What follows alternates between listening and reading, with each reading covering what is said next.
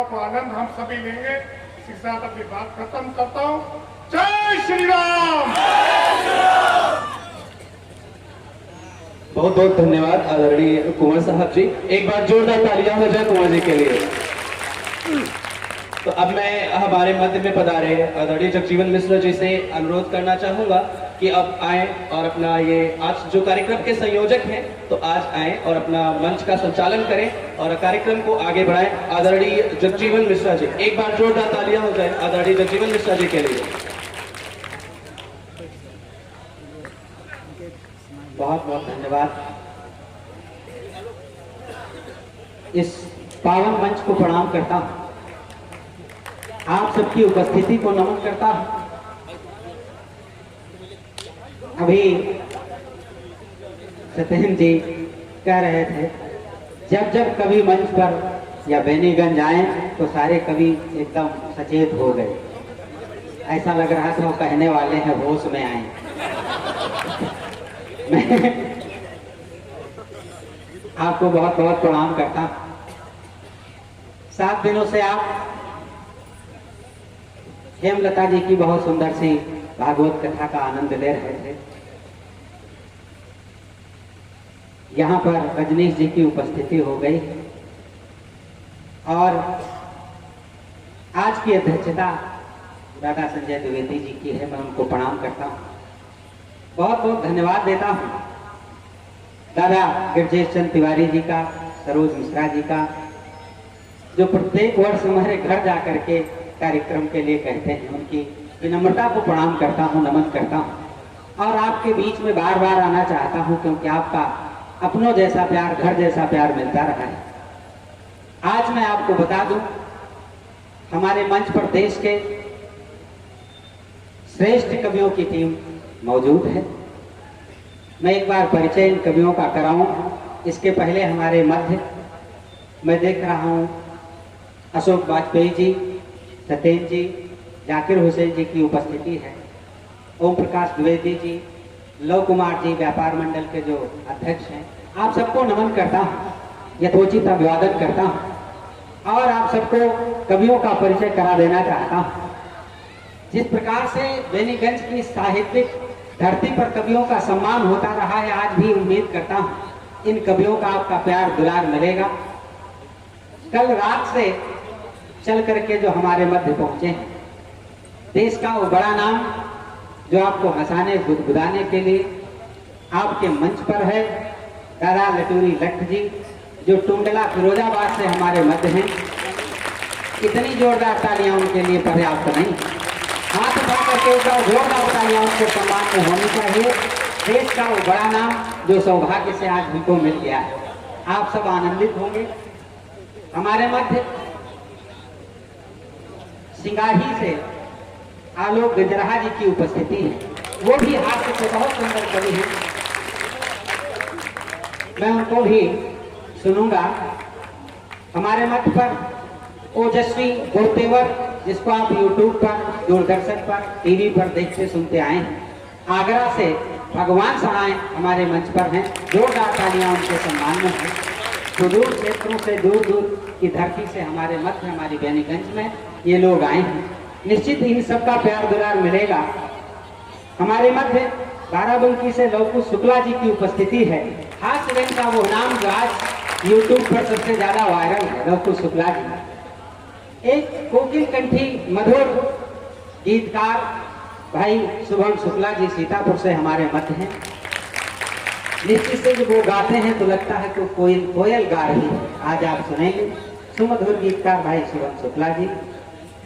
कवित्रियां अक्सर श्रृंगार लिखती हैं, लेकिन महादेवी की परंपरा से आदर्शिका वर्मा जी हमारे मध्य हैं, जो बहुत सुंदर रोज पढ़ती हैं। आज आप सब सुनेंगे और आप हमको जानते होंगे, कई बार आपके मध्य आ चुका हूं और अगर आप लोग चाहेंगे तो मैं आता ही रहूंगा। अभी साल पहनाई गई, हर हाल में ये साल हर साल बहरहाल हम लोगों को मिलती रहेगी, ये उम्मीद मैं करता हूँ। जब तक आप सबका प्यार मिलता रहेगा, अच्छे अच्छे कवियों की टीम के साथ हम आपके मध्य आते रहेंगे। बीच में कुछ ऐसी विसंगतियां आई, कोरोना काल के कार्यक्रम बाधित रहा, लेकिन पुनः नई ऊर्जा के साथ में आप सब लोग, तिवारी जी, मिश्रा जी और पूरी टीम उनकी जुट करके नया एक कार्यक्रम आयोजित यहाँ पर जो हो रहा है, बहुत श्रेष्ठ कार्यक्रम होगा। आइए, मैं बाधा नहीं बनना चाहता, अध्यक्ष जी की नियुक्ति हो चुकी है, उनको प्रणाम करते हुए मैं चाहता हूं आज के कार्यक्रम का विधिवत संचालन किया जाए। इसके लिए एक संचालक की आवश्यकता होती है। वैसे तो मैं किसी को भी बुला सकता हूं, लेकिन हमारे मंच पर श्रेष्ठ हास्य व्यंग्य के कवि दादा लटूरी लट्ठ जी की उपस्थिति है। मैं चाहता हूं आज के कार्यक्रम का विधिवत वो संचालन करेंगे। कविता भागवत कथा के बाद में आयोजित हुई तो कविता की आवश्यकता क्यों पड़ती है? दो पंक्तियां पढ़ता हूं कि जब हिंसा और घृणा से फटती धरती मां की छाती है। कविता की जरूरत क्यों पड़ती है साहब? कि जब हिंसा और घृणा से फटती धरती मां की छाती है, वह मनुष्यता हावी होती और शांति खो जाती है। जब जातिवाद और भेदभाव का द्वेष तिमिर ला देता है, मदमाती दुनिया को तब कविता ही राह दिखाती है। मदमाती दुनिया को तब कविता ही राह दिखाती है। और कवियों के हृदय से तो कविता निकलती है। कब निकलती है? दो पंक्तियां और पढ़ता हूं कि कविता ही दुनिया को दिल से दिल का दर्द सुनाती है। कविता ही दुनिया को दिल से दिल का दर्द सुनाती है। दीपक बनते शब्द अगर तो हृदय भावना बाती है। ममता दया प्रेम करुणा की संगम होती है कविता। कवि की पीड़ा असहनीय हो तब कविता बन जाती है। कवि की पीड़ा असहनीय हो तब कविता बन जाती है। आज के कार्यक्रम के विधिवत संचालन के लिए टुंडला फिरोजाबाद से हास्य का वो बड़ा नाम दादा लटूरी लट्ठ जी को मैं मंच पर आमंत्रित करता हूं और आप सबसे निवेदन करता हूं उनके सम्मान में हाथ उठा करके एक बार जोरदार तालियां बजा करके स्वयं आमंत्रित कर लें दादा लटूरी लट्ठ।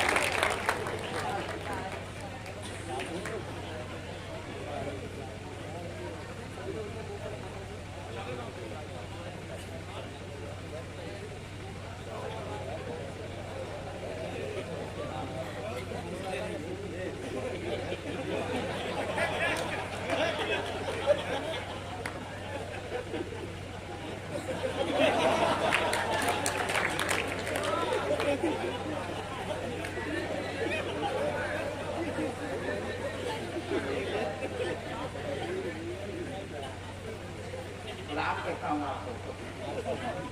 वैसे मेरे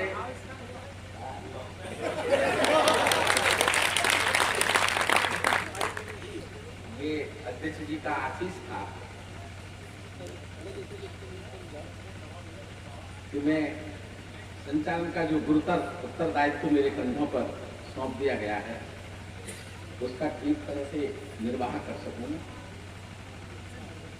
आप बस इसी तरह का सहयोग बनाए रखिएगा।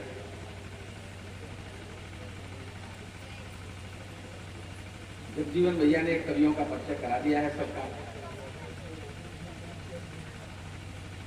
कौन सा कवि किस रस की कविताएं आपको सुनाएगा। माँ सरस्वती का पूजन हमने पुष्प से, दीप से, धूप से कर दिया है। मैं चाहता हूं कि हम काव्य के प्रथम पुष्प माँ सरस्वती के चरणों में अर्पित करें। 7 दिन की भागवत कथा के बाद 7 के अंक का ज्यादा महत्व है। आज ऐसा महसूस हो रहा है क्योंकि कथा भी आपने 7 दिन की कराई थी। ऋषि भी सप्त ऋषि होते हैं। जब हम पढ़े सूत्र में बनते हैं तो 7 पदी परिक्रमा करनी पड़ती है। स्वर भी 7 ही होते हैं। इंद्रधनुष में रंगों की संख्या भी 7 ही होती है। ये सब ध्यान में रखते हुए आदरणीय गजेश तिवारी जी ने 7 कवियों को आज यहाँ आमंत्रित किया।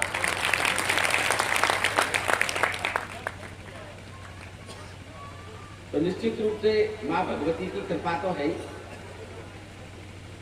और माँ भगवती की कृपा हम सब पर हो जाए, क्योंकि उसी की कृपा से हमें 2 शब्द बोलने का, 2 शब्द लिखने का हुनर मिला है।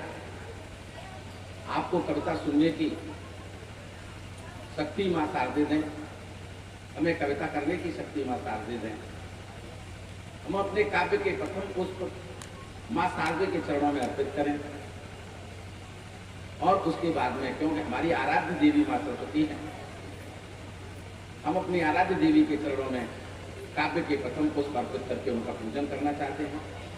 और इस पुनीत कार्य के लिए जो जग का जीवन हो सकता है, और वाणी ही से जग को जीवन मिलता है, और आपके मिश्रिक में जगजीवन मिश्र जी रहते हैं, मैं उनसे आग्रह करना चाहता हूं कि मां शारदे के चरणों में वही काव्य के प्रथम पुष्प अर्पित करके इस कार्यक्रम को मंगलाकर प्रस्तुत करें। आप लोग जोरदार तालियां बजाएं।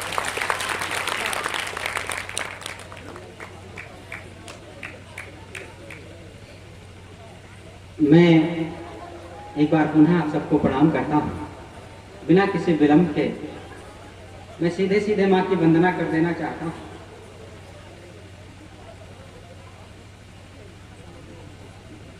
अध्यक्ष जी अनुमति है मैं वंदना प्रस्तुत करूं।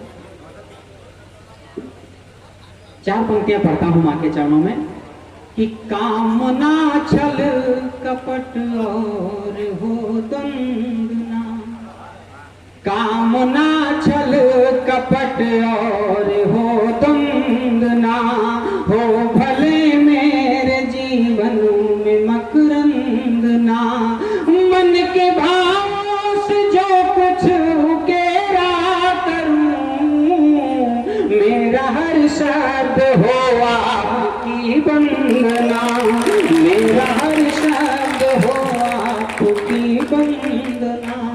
और आइए माँ की वंदना करता हूँ, सुनेगा कि वीणा को झनकार री मैया, वीणा को झनकार, वीणा को झनकार, कि दास समझ कर माँ मुझ पर अब कर इतना उपकार, वीणा को झनकार री मैया, वीणा को झनकार, वीणा को झनकार। और बंद सुनिएगा कि हम अबोध माँ बालक तेरे, हम अबोध माँ बालक तेरे, बाधा विघ्न हरो माँ मेरे, बाधा विघ्न हरो माँ मेरे, सब अपराध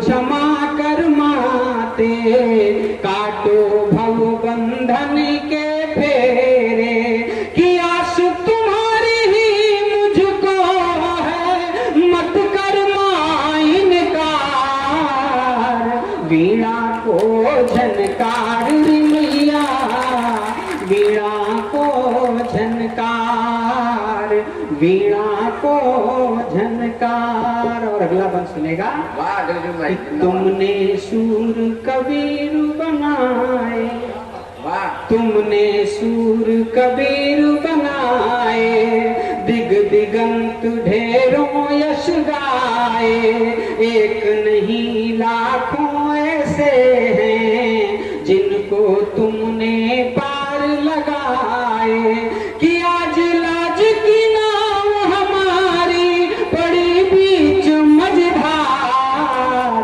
वीणा को झनकार री मैया, वीणा को झनकार, वीणा को झनकार। और वंदना का अंतिम बंद पढ़ता हूं कि हमने देश पे खून बहाया, हमने देश पे खून बहाया, प्यारा हिंदुस्तान कहाया, कुछ जयचंदों ने भारत को है फिर से मोहताज बनाया, है फिर से मोहताज बनाया। अरे इन दुष्टों के लिए मात लेकर आओ वीणा को झनकार रे मैया, वीणा को झनकार, वीणा को झनकार। बहुत बहुत धन्यवाद।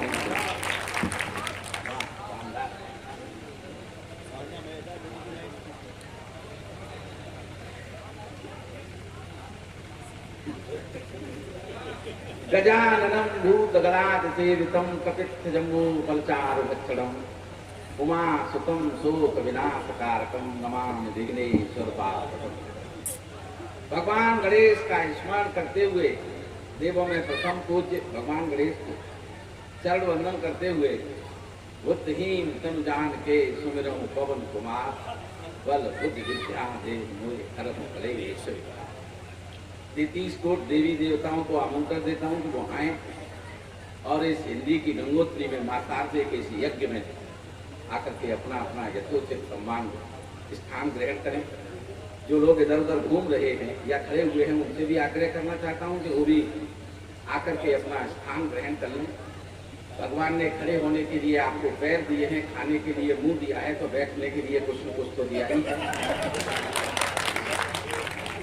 उसका भी प्रयोग करना चाहिए। वरना डार्विन का सिद्धांत हमको ये समझाता है कि हम शरीर के जिस अंग का प्रयोग नहीं करते वो धीरे धीरे लुप्त हो जाता है। जो लोग खड़े हुए हैं मेरा उनसे आग्रह है कि वो भी अपना यथा योग्य स्थान ग्रहण कर लें, क्योंकि ये अदब की महफिल है। अदब की महफिल में अदब से ही अगर आप रहेंगे तो बहुत अच्छा लगेगा। सभी लोग भैया तुम्हें बैठी जाओ, आप जिनको ढूंढ रहे हो वो नहीं आई।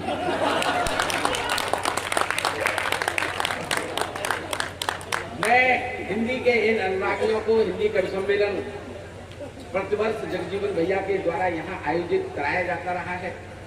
मैं एक जो लोग अभी इस इंतजार में हैं अपने घर पर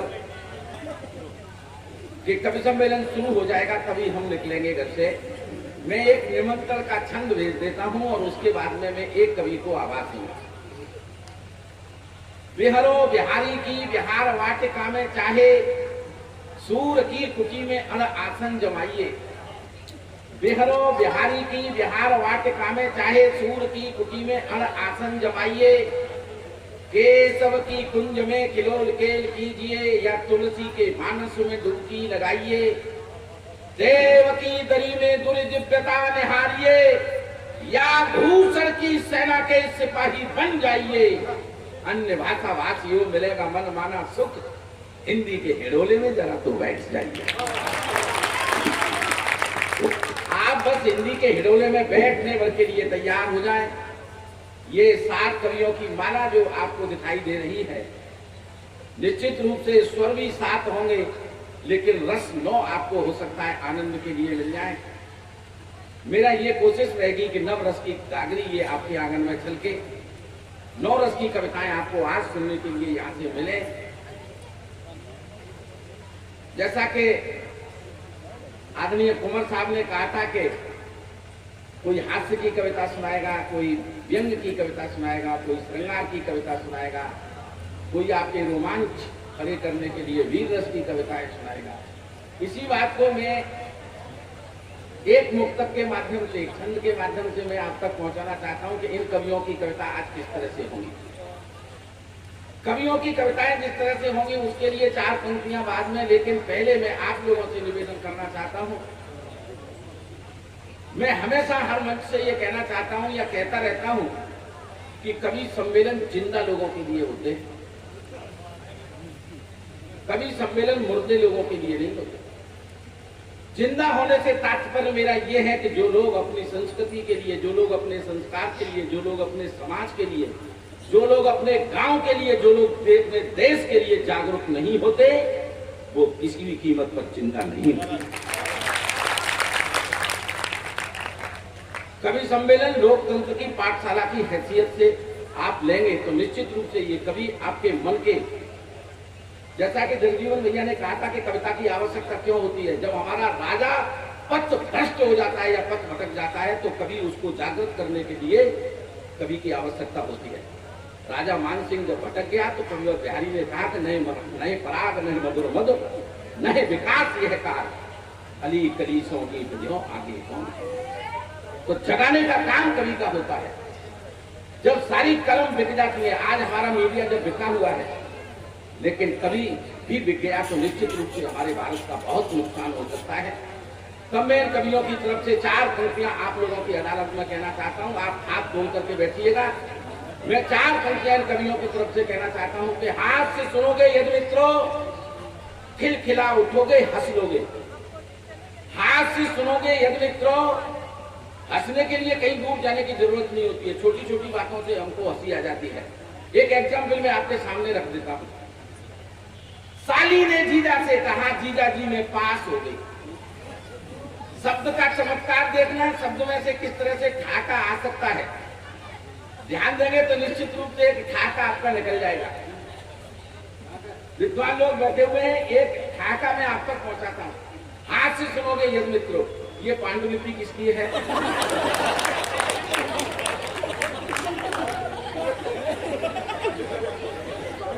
इसको मुख्य पुस्तक तक पहुंचा दिया जाए, वरना ये देश का भविष्य हमारा वर्तमान चौपट कर सकती है।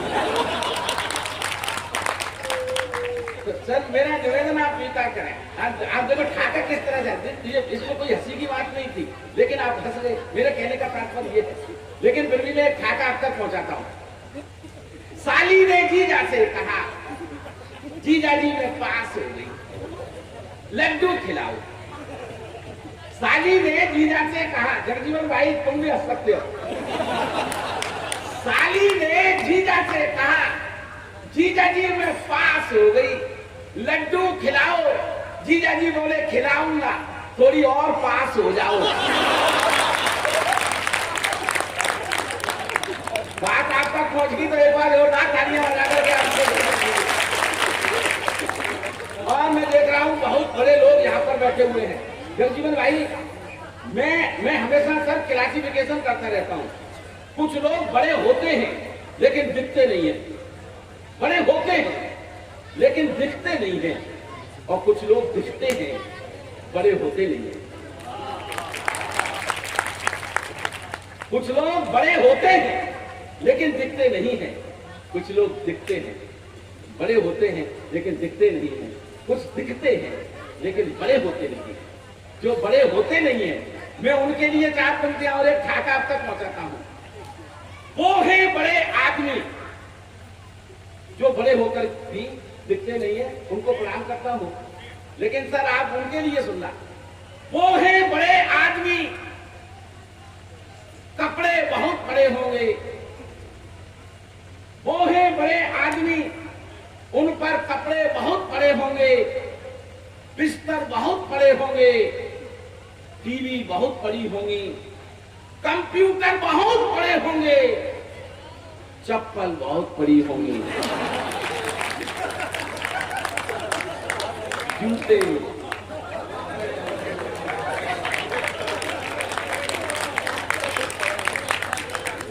ये शब्द का चमत्कार है सर। केवल मैं शब्द के चमत्कार से आपको आनंदित करना चाहता था, लेकिन मैं इन कवियों की तरफ से 4 पंक्तियां कहना चाहता हूं। हाथ खोल करके बैठिएगा। हाथ से सुनोगे यदि मित्रों, खिलखिला उठोगे, हंस लोगे। व्यंग्यवाण चुभ गए अगर, तिल मिला उठोगे, रस लोगे। हाथ से सुनोगे यदि मित्रों, खिलखिला उठोगे, हंस लोगे। व्यंग्यवाण चुभ गए अगर, तिल मिला उठोगे, रस लोगे। श्रृंगार सुनोगे जब मित्रों, घर जा प्रिय को बाहों में कस लोगे। लेकिन जब वीर वधूकी के द्वारा तलवार उठाई जाएगी, अंगार बांध में भर करके एक आग लगाई जाएगी, तो जागेगा देश का स्वाभिमान, सब अपने आप हो जाएगा। इन कवियों की वाणी सुन श्रोता राणा प्रताप हो जाएगा।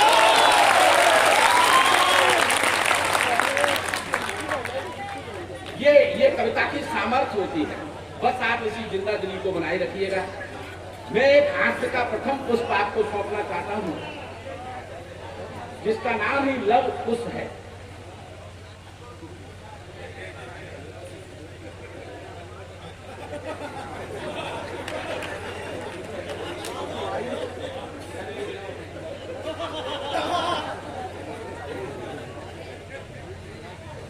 जो हास्य का विद्यार्थी है,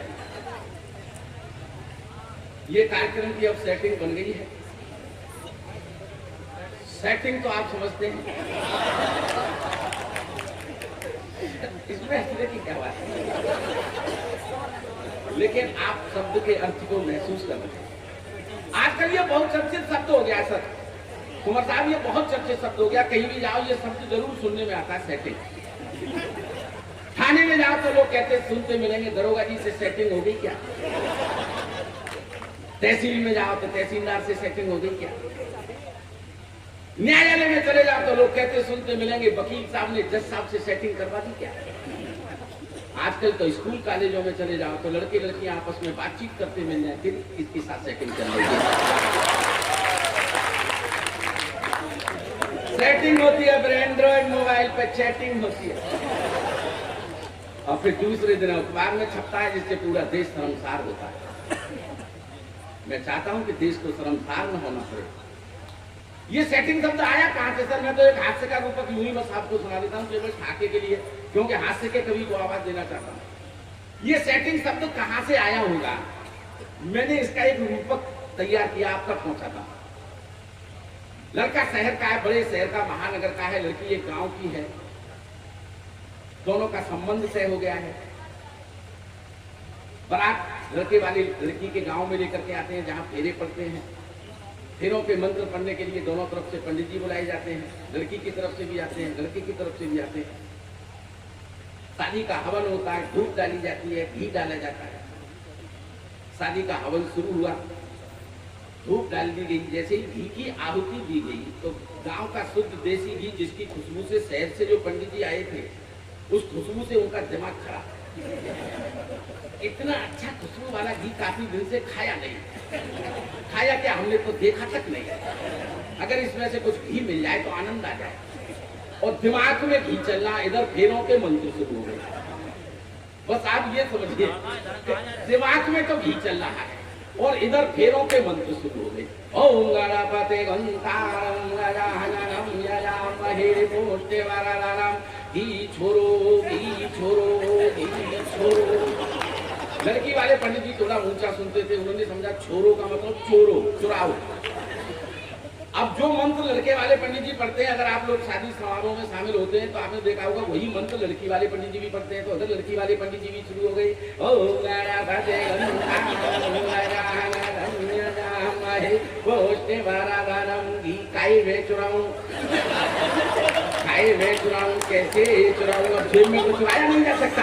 तो उन्होंने लगे हाथ उपाय भी बता दिया, ओम भूर्वा स्वाहा ताता वे तो रावारे कुल्लड़ में चुरा ले,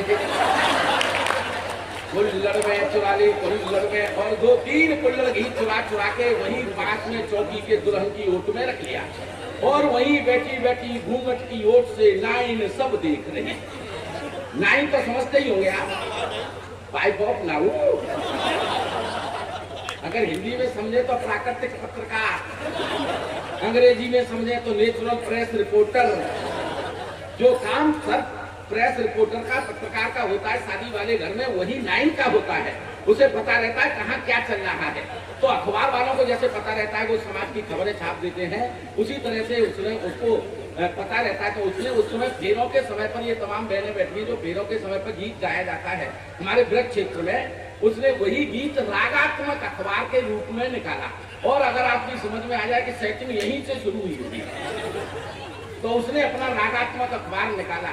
मेरी पहली बमरिया रे पंडित मिल के पीछो रे, पंडितों का दिमाग खराब हो, अंतरिक्ष है शांति, राभा शांति, शांति रेवा चंद्रमा शांति, सूर्य शांति, बृहस्पति है शांति, औषधि है शांति। तू भी शांत हो जा, तू भी शांत हो जा, आधा तेरा आधा हमारा।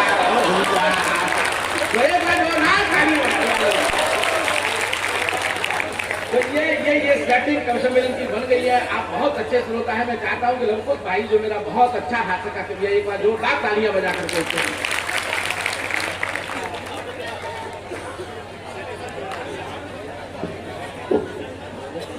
ज्ञान की अधिष्ठात्री देवी मां शारदा को प्रणाम करता हूँ। आप सबकी गरिमामयी उपस्थिति को प्रणाम करता हूँ।